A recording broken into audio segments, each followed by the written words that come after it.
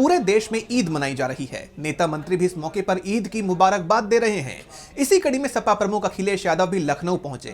इस दौरान अखिलेश यादव, कांग्रेस के प्रदेश अध्यक्ष अजय राय एक साथ नजर आए। दोनों नेताओं ने मंच से जनता को संबोधित करते हुए उन्हें ईद की मुबारकबाद दी और साथ ही बीजेपी पर जमकर हमलावर भी नजर आए। वहीं इन हमलों से बीजेपी बुरी तरह से घिर गई है। तो क्या कुछ कहा है अखिलेश ने और क्या है पूरी खबर, देखिए इस रिपोर्ट में। यूपी की राजधानी लखनऊ के ऐशबाग ईदगाह में ईद उल फितर की नमाज बड़ी ही शांति के साथ अदा की गई। इस मौके पर विपक्ष की एकता की खास तस्वीर भी देखने को मिली।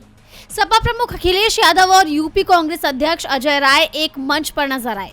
सभी नेताओं ने एक दूसरे को गले मिलकर ईद की मुबारकबाद दी और प्रदेश वासियों को एकता का संदेश दिया। इस दौरान अखिलेश यादव ने कहा कि हम वो लोग हैं जो भाईचारा चाहते हैं, आपस में अमन चैन हो, दुनिया में शांति होगी तो हम और आप खुशहाली से आगे बढ़ सकते हैं। आप सबको ईद की बहुत बहुत मुबारकबाद। वहीं जनता को संबोधित करने के बाद मीडिया से बातचीत के दौरान अखिलेश यादव बीजेपी पर हमलावर नजर आए। उन्होंने सीधे तौर पर पीएम मोदी की घेराबंदी करते हुए कहा, जनता पार्टी कहां तनाव न पैदा कर दी है।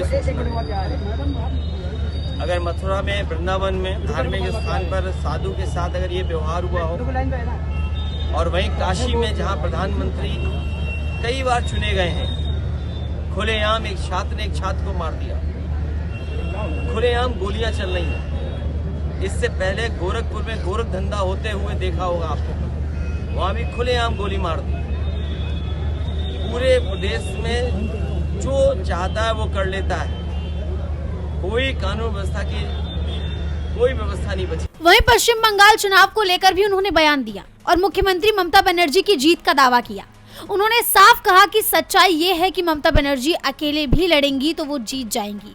वो अकेले लड़कर भी सबका मुकाबला कर रही हैं। और सच्चाई है कि वो अकेली भी लड़ेंगी तो भी जीत जाएंगी।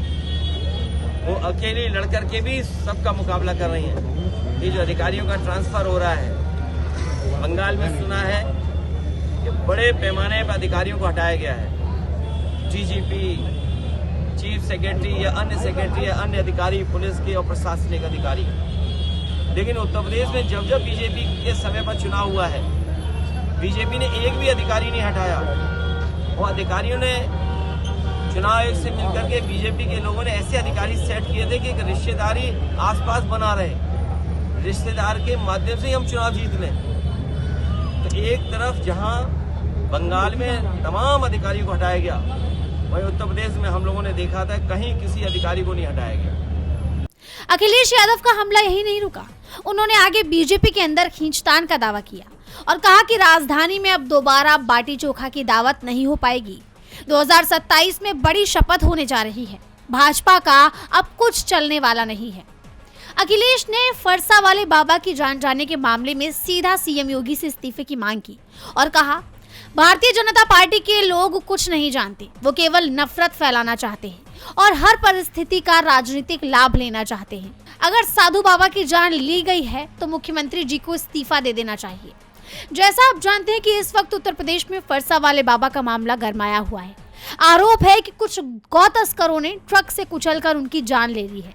यह घटना मथुरा के नवीपुर गांव के पास हुई और अब इस मामले में विपक्ष ने योगी सरकार को घेर लिया है। वहीं अखिलेश के इन हमलों से योगी मोदी सरकार स्थानीय से लेकर राष्ट्रीय स्तर तक कई मुद्दे पर घिर गई है। टीवी लाइव की रिपोर्ट।